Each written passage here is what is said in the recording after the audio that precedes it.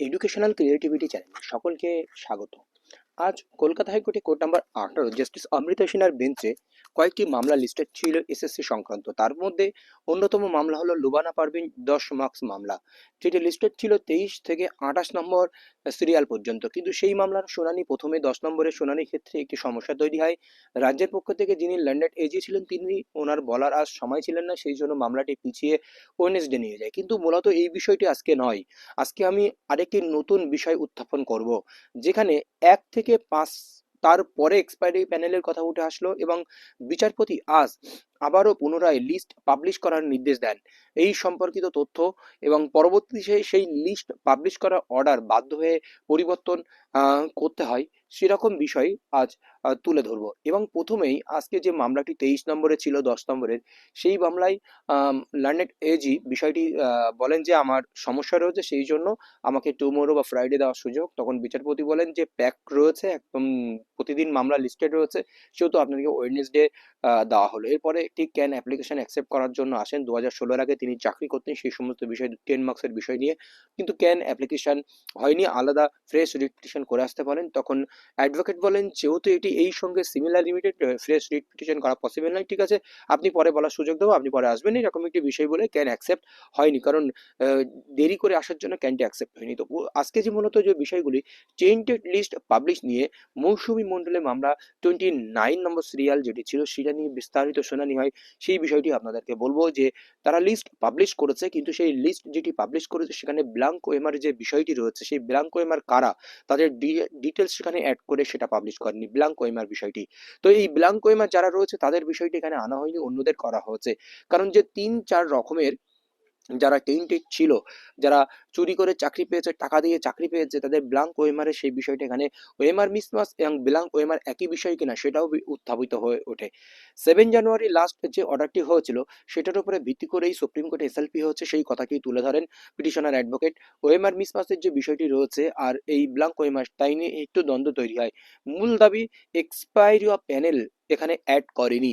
2018 সালে panel expire হয়ে যাওয়ার পরে যে মূল এক্সপায়ারি প্যানেলে পরে এবার আজ যেটা কোর্টে উঠে আসলো 1 থেকে 5 পর্যন্ত, তারপরে যারা রয়েছে তারা এক্সপায়ারি অফ প্যানেল। এখানে আমরা আগে দেখছিলাম 1 থেকে 3 পর্যন্ত, তারপরে আজ উঠে এলো একটি শুনানি চলাকালীন 1 থেকে 5 পর্যন্ত। সেখানে রুলস নিয়ে কথা বলেন বিস্তারিত, এসসি এর মূল জাজমেন্ট কি ছিল সেই এসসি এর মূল জাজমেন্টের কথাও তুলে ধরেন। এবং West Bengal school service commission যে তিনি ছিলেন তখন ডাটা যে মিসম্যাচের বিষয়টা সেটাও তুলে ধরেন। এবং এছাড়াও পিটিশনার অ্যাডভোকেট বলেন যে এদের নিয়োগ সম্পর্কে কোনো ধারণা নেই, কারণ এরা কিভাবে নিয়োগ করেছে, কোন ভ্যাকান্সি থেকে এক্সপায়ারি অফ প্যানেল যে এক্সেস রিক্রুটমেন্ট করেছে সেই ধারণা তাদের কাছে নেই। কার কাছে নেই? কমিশনের কাছে নেই। যে কমিশন কোন সিটের উপরে ভিত্তি করে, কোন ক্যাটাগরির উপরে ভিত্তি করে, কোন স্কুলগুলোতে ফাঁকা ছিল, তারা ভ্যাকান্সি কিভাবে এনেছে, সেই হিসাব কমিশনের কাছে নেই। কমিশনের কাছে চাইলেও কমিশন সেটা রিপোর্ট আকারে সঠিক তথ্য দিতে পারেনি, সেই ডাটার সঙ্গে অন্য অন্য ডাটার মিসম্যাচ করা হয়েছে। তাহলে এক্সেস তারা নিয়োগ করেছে সেটি এক্সপায়ারি অফ প্যানেল, সেটা কিন্তু তারা প্রকাশ করেনি। সুপ্রিম কোর্ট এই নিয়ে যে বলেছে কি কি রুলস ফ্রেম করে দিয়েছে এবং সুপ্রিম কোর্ট এক্সেস নিয়োগ বা expiry of panel supreme court তাদের মূল অর্ডারে প্রতিফলিত করা হচ্ছে, সেটা পিটিশনার অ্যাডভোকেট তুলে ধরেন। পিটিশনার অ্যাডভোকেট যে রুলস গুলো তুলে ধরেন যে 2016 রুলস কি রয়েছে, কতদিনের মধ্যে তারা ইন্টারভিউয়ের 15 দিনের আগে তাদেরকে একটি ফাইনাল শূন্য পদের ফাইনাল ভ্যাকান্সি প্রকাশ করতে হবে, কিন্তু তারা ফাইনাল ভ্যাকান্সি শূন্যপদ প্রকাশ করেনি, বা শূন্যপদ তারা না বাড়িয়েও তারা এক্সেস শূন্যপদের নিয়োগ করিয়েছে, সেটা এসএসসির কাছে কোনো হিসাব নিকাশ নেই। এই সমস্ত বিষয় তুলে ধরেন এবং 27 নভেম্বর 2018 প্যানেল এক্সপায়ার হয়ে যাওয়ার বিষয়টি উঠে আসে। এবং তারা আগামীতে পরীক্ষায় বসতে পারবে না, যারা টেন্টেড ক্যান্ডিডেট আগামীতে পরীক্ষায় বলতে তারা যে এই যে এসএসসি 2025 হলো সেখানে তারা পরীক্ষায় বসতে পারবে না, তাদের টাকা ফিরিয়ে দেওয়ার ব্যাপার রয়েছে, এই সমস্ত বিষয় কিন্তু তুলে ধরেন। এবং আজকে আপনাদেরকে আরেকটি গুরুত্বপূর্ণ তথ্য তুলে ধরলাম, 1 থেকে 5 পর্যন্ত এক্সপায়ারি প্যানেলের কথা উঠে আসলো। এরপরে যেটি ব্ল্যাঙ্ক ওয়েমার শিট, তার বিষয়টি তিনি মেনশন করেন যে ব্ল্যাঙ্ক ওয়েমারের যে বিষয়টি রয়েছে সেই ব্ল্যাঙ্ক ওয়েমার দিয়ে যারা চাকরি পেয়েছে তাদের লিস্ট তারা জমা দেয়নি। জাস্টিস বলেন এদের তো আইডেন্টিফাই করতে হবে, আপনাদের উদ্দেশ্য কি শুধু আইডেন্টিফাই করা? পিটিশনারদের কাছে জিজ্ঞেস করেন, পিটিশনার হ্যাঁ আইডেন্টিফাই করানোর জন্য। এক্সপায়ারি প্যানেলের মামলা তো চলছে। জাস্টিস বলেন যে ব্ল্যাঙ্ক ওএমআর আর ওএমআর মিসম্যাচ কি একই সঙ্গে যুক্ত, এই বিষয়টি জাস্টিস ক্লিয়ার করার চেষ্টা করেন। এবং West Bengal school service commission 7 জানুয়ারি অর্ডারে কি আছে সেটা বিস্তারিত পড়েন এবং আমাকে এফিডেভিট নিয়ে আসার সুযোগ দিন। কারণ জাস্টিস অর্ডার দিচ্ছিলেন যে এদের লিস্টটি প্রকাশ করতে হবে বিস্তারিত। এবং 28শে জানুয়ারি যে লিস্টটি প্রকাশ হয়েছিল সেই লিস্টের কথাও জাস্টিস তুলে ধরেন। তো আমাদের উদ্দেশ্য আইডেন্টিফাই করা, কারণ West Bengal school service commission আজকে যে লিস্ট প্রকাশ করতে দিতে হবে এটা অপোজ করার চেষ্টা করেন। তখন জাস্টিস বলেন যে আপনারা কেন অপোজ করছেন, আমাদের উদ্দেশ্য তাদেরকে তো টাকা ফিরিয়ে দিতে হবে এবং তারা এক্সামে বসতে পারবে না সেইভাবে আইডেন্টিফাই করতে হবে।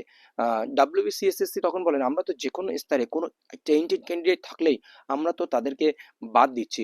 এই 1806 জন ক্যান্ডিডেটের ইতিমধ্যে আমরা বাদ দিয়েছি, তাছাড়াও ফাইনাল প্যানেল বার করার পরও আমরা আরও 2-1 জনের বাদ দিয়েছি। এই সমস্ত বিষয় উত্থাপন করেন এবং 18 জনের লিস্ট পাবলিশ করেছে, কিন্তু এসসি রায় অনুযায়ী তারা ওএমআর মার্কস মিসম্যাচ বা ওএমআর এর যে বিষয়টি রয়েছে ব্ল্যাঙ্ক ওএমআর সেটি সঠিকভাবে প্রকাশ করেনি এবং আফটার এক্সপায়ারি প্যানেলের বিষয়টিও তারা এখনো পর্যন্ত প্রকাশ করেনি।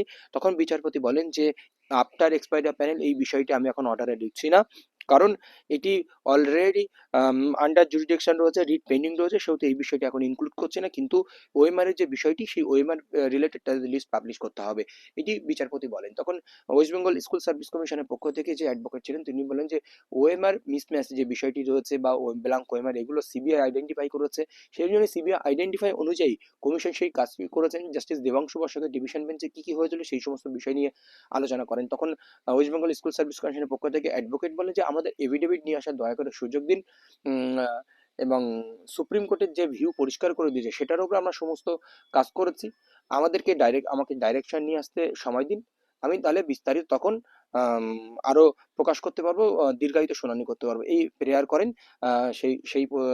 সেই মতো বিচারপতি অর্ডার চেঞ্জ করেন, আজকে লিস্ট প্রকাশ করার কথা বলেন না এবং পিটিশনার অ্যাডভোকেট বলেন যে একই জিনিসে ক্যামেরার প্রেয়ারটি রয়েছে, যে রিট এখনো সুপ্রিম কোর্টে পেন্ডিং রয়েছে, যেটি বিচারপতি বলেছেন যে ক্যামেরা প্রসিডিং এর মাধ্যমে ইন্টারভিউ বা টিচিং ডেমনস্ট্রেশন সেই বিষয়গুলো কন্ডাক্ট করতে হবে, সেই রিট এখনো পেন্ডিং রয়েছে, সেই কথাটি তুলে ধরেন এবং শেষ পর্যন্ত বলেন যে এফিডেভিট নিয়ে আসতে হবে, অপোজিশন এফিডেভিট দেবে সেরকম একটা টাইম দিয়ে দেন। এই হচ্ছে বিস্তারিত আজকের শুনানির বিষয়। ধন্যবাদ।